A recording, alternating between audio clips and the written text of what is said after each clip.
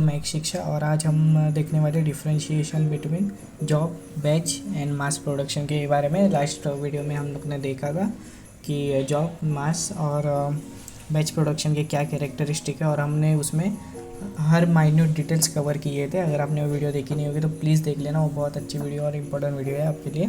तो चलिए देखते हैं आज डिफरेंशिएशन के बारे में। तो सबसे पहला पॉइंट है, देखिए, वॉल्यूम, क्वांटिटी। किसकी क्वांटिटी ज़्यादा होती है?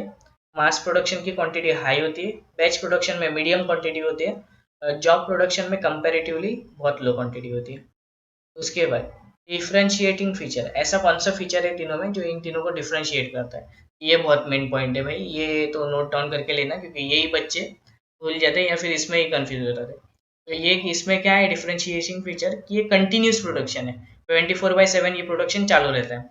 और ये देखिए, प्रोडक्शन इन बैचेस यानी ये कंटिन्यूस प्रोडक्शन में नहीं होता है, और इसके जो प्रोडक्शन है वो कंटिन्यूस नहीं होते। भले ही एक ही प्रोडक्ट हो, मान लीजिए इसमें भले ही एक प्रोडक्ट बन रहा हो, लेकिन वो कंटिन्यूस नहीं बनेंगे, वो बैचेस में बनने वाले एक टाइम के बाद। मान लीजिए पहला बैच है 16 क्वांटिटी का, सेकेंड बैच है 24 क्वांटिटी का, तो वैसे वो शिफ्ट वाइज बनेंगे या फिर टाइम वाइज, डेफिनाइट टाइम के बाद वो वैसे बनने वाले। ये प्रोडक्शन फुलफिल इंडिविजुअल नीड्स। तो इसमें हम क्या करते हैं, जो मैंने आपको पता है कि ये प्रोडक्शन ऐसा है जिसमें हर किसी की इंडिविजुअल नीड्स फुलफिल हो सकते हैं, हर किसी के प्रेफरेंसेस फुलफिल कर सकते हैं। तो ये है जॉब प्रोडक्शन। तीसरा है फ्लेक्सिबिलिटी। फ्लेक्सिबिलिटी आप देखोगे तो ये देखिए, हाँ, मास प्रोडक्शन में तो फ्लेक्सिबिलिटी मैंने आपको पहले ही बता दिया, लेस होती है या फिर नो फ्लेक्सिबिलिटी, कोई भी फ्लेक्सिबिलिटी आपको नहीं मिलती।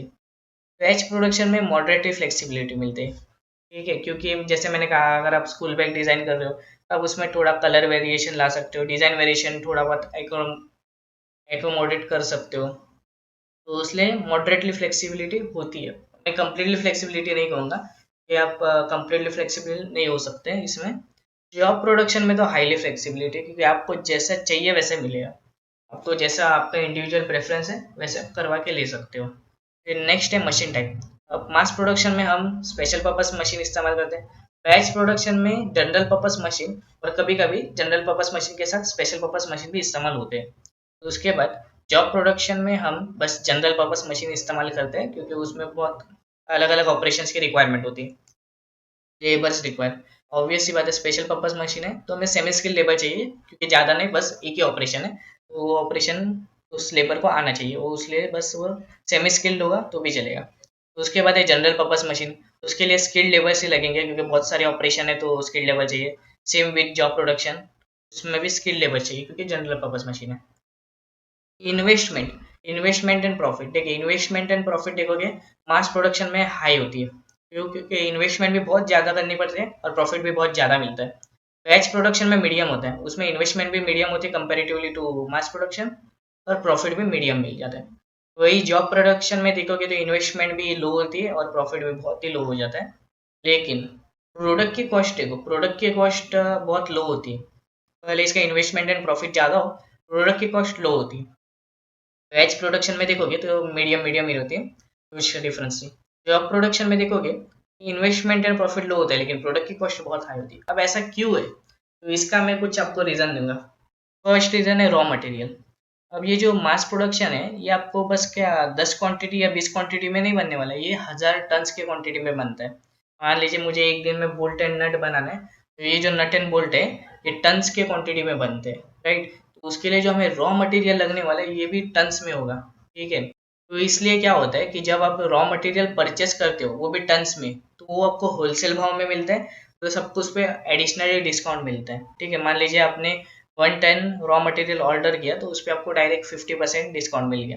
तो ये बैच प्रोडक्शन में क्या हो जाता है, ये जो आप रॉ मटेरियल है वो बहुत कम ऑर्डर करते हैं कंपेयर टू मास प्रोडक्शन, तो इसलिए वजह से आपको उतना नहीं। मान लीजिए आपने 50 kg का रॉ मटेरियल ले लिया, परचेस कर लिए, तो उसका जो कॉस्ट हो उस पर भी आपको मान लीजिए कितना 20% या फिर 25% डिस्काउंट मिल गया। लेकिन आप देखोगे तो दोनों की कॉस्ट कंपेयर करोगे तो डिस्काउंट में अलग है, और जो रॉ मटेरियल पे इन्वेस्ट किए है वो भी दोनों के अलग अलग कॉस्ट है। और जॉब प्रोडक्शन में तो रॉ मटेरियल में कोई भी डिस्काउंट या फिर आपको होलसेल भाव पे नहीं मिलने वाले, क्योंकि वो बस आप एक दो क्वांटिटी बनाने वाले, और एक दो क्वांटिटी पे कोई डिस्काउंट या होलसेल भाव में तो नहीं बिकने वाले आपको।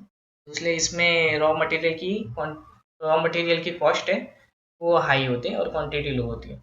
सेकेंड फैक्टर है कि आप ये देखिए labour requirement. Semi skilled labour तो कम पगार लेगा भाई, ऑब्वियस सी बात है, ये कम पगार लेगा और स्किल्ड लेबर ज़्यादा पगार लेगा। तो इसलिए ये जो सेमी स्किल्ड लेबर का जो खर्च है वो भी कम है कंपेयर टू स्किल्ड लेबर।